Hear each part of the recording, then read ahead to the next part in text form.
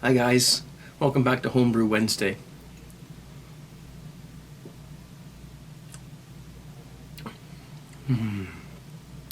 Now that's a really nice beer. That's a Midwest Homebrew Supply beer kit. It was brought to me by a fellow by the name of Paul from Minnesota. And a little bit of a story behind this beer is that the beer kit that I used to make it was a year old before I got to brew it. And that's because when he first gave it to me, there was a lot going on in my life at that point. There was things I had to tend to, and it was just it was a kind of a weird time for me, and a lot was going on, so I didn't have a lot of time to brew extract, like partial extract beers. I was basically banging off beer kits, like the simple ones, just to get beer in the house. And as you know, I'm a fan of those. They make great beer if you know what you're doing. And I just didn't have time to do the 1 hour boil and all that stuff, the hops and everything. So a couple of months later, when I went back to do it, I realized that the grains that were the specialty grains that were in the box had been already milled. So I didn't want to brew with those in case, they had gone stale, they didn't have any flavor or whatever. So I thought, okay, well, I'll just buy new grains and replace them. Well, it took me a while. Every time I went up there, I forgot to get the grains. Come home and go, oh, for Pete's sakes, I forgot to buy those grains. Anyways, eventually somebody sent me a bunch of grains, which I showed in another video. And so I used some of those. I just replaced, there were similar ones in there, so I just replaced them and finally got to brew the beer. Now, the liquid malt extract sat for a year down here in the basement at 74 degrees or whatever it is down here, 72. And I was really afraid that it wasn't going to taste good, but it does. I tasted it right out of the jars, right out of the containers, and it was just as good as any after all that time. Of course, I replaced the yeast, and I had the grains and everything else, and then I couldn't find any particular yeast, so I stole a package of yeast out of one of my Cooper's kits that I had. It was just an ale yeast, so I used that in the beer, and it is fantastic. It's an octane IPA. It had amber liquid malt extract and light liquid malt extract.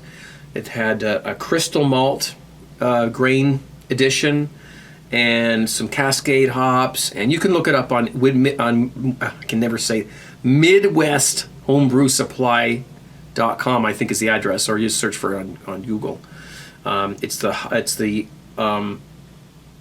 IPA, I believe that's what it's called. And so you can look and see exactly what's in there. And it's a fantastic beer. It had the wood chips, the oak chips you did that, basically same as dry hopping. You threw those things in on the secondary after boiling them for a bit just to sterilize them. And it's got a really kind of a bit of a chocolatey, smoky flavor to it. And it's a really, really nice beer. And I'm drinking this after my all grain. My all grain's done now. And coming off the all grain and getting into a beer kit, I was afraid. I was like, what's it going to taste like? Nah, not a problem. Not a problem. A very strong tasting, not strong tasting, but very strong contestant, if you will, this particular beer kit. So it was very nice.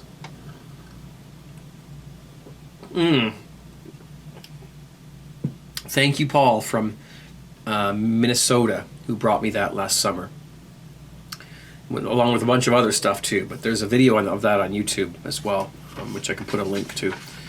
The other thing I've been doing is just been sitting around down here. I just, my computer's, I'm not on the computer. I'm not broadcasting or doing any video right now. I'm just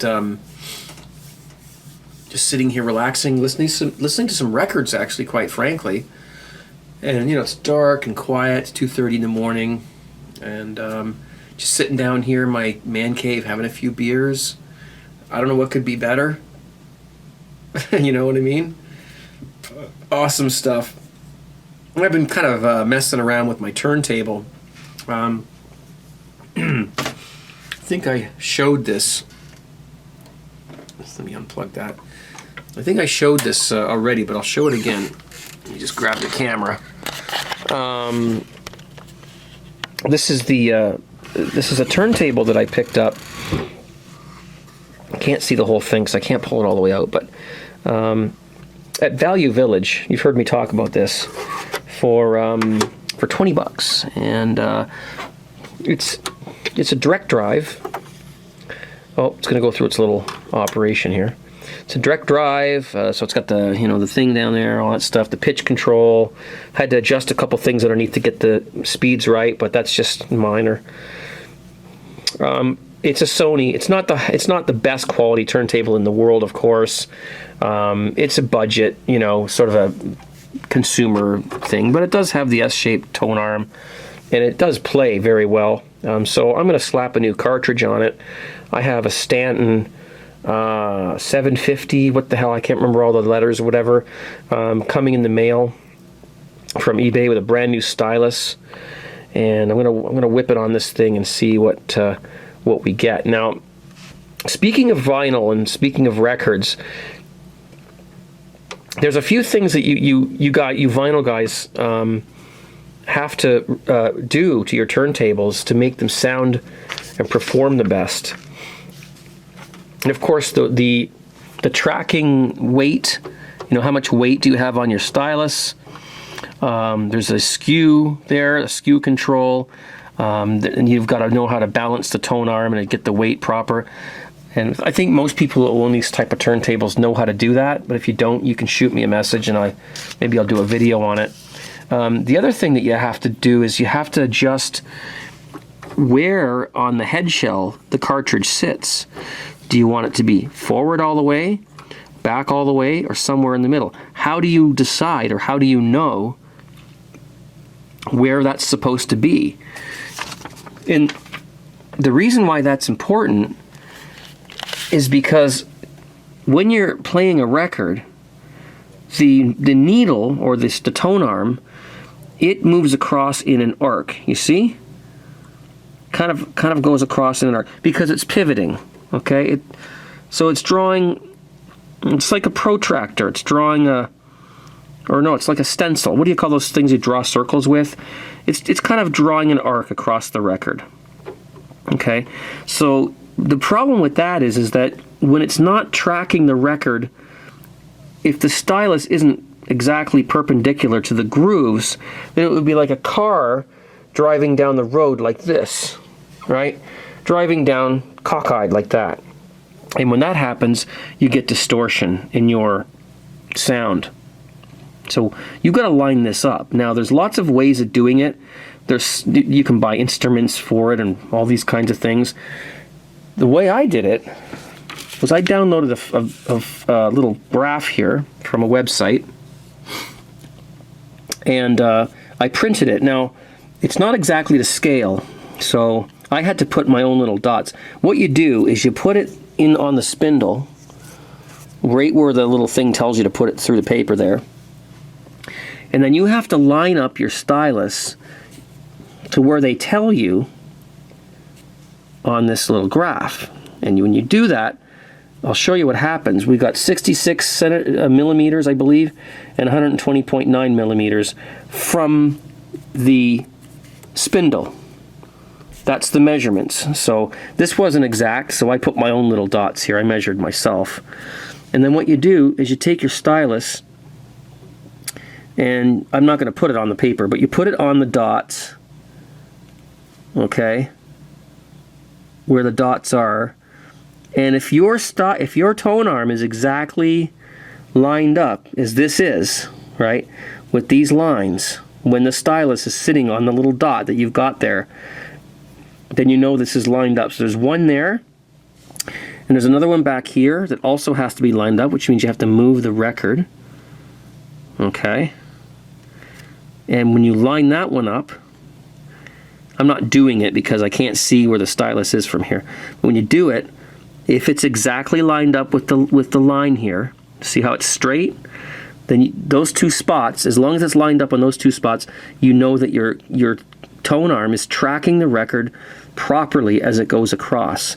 Now I've already done this and lined it up with this cartridge, with this needle, so it's tracking perfectly across the record. As it moves across, it's doing it linearly or as straight as possible. So it's not going across the grooves like cockeyed like that. It's actually going across the groove straight.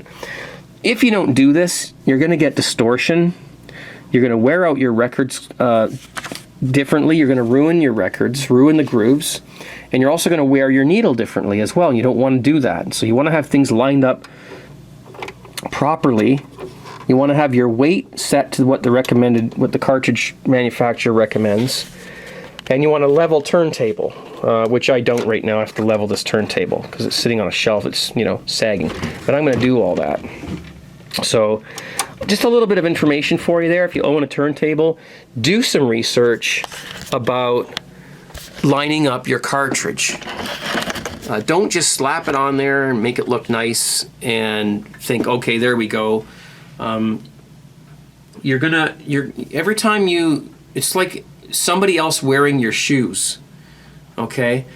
If you play your records with the stylus not lined up properly, you're going to wear out the records, and then when you finally do get it lined out properly, your records aren't going to sound the same. It's like somebody else wearing your shoes for a month or so. They're going to wear the shoes differently than you would if you were walking in them, and then you're not going to feel right when you finally do get them back and walk in them. So it's a very mechanical thing, a turntable. It's very mechanical. Things have to be lined up. Okay, so do your research. I've been doing mine. If you have any questions, fire me down in the chat, down in the comment section.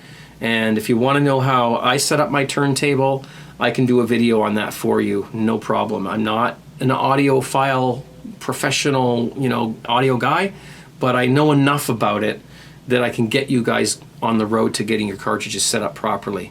And we can talk about phono cartridges, how to hook them up to your computer, and all that stuff. Records, vinyl, turntables.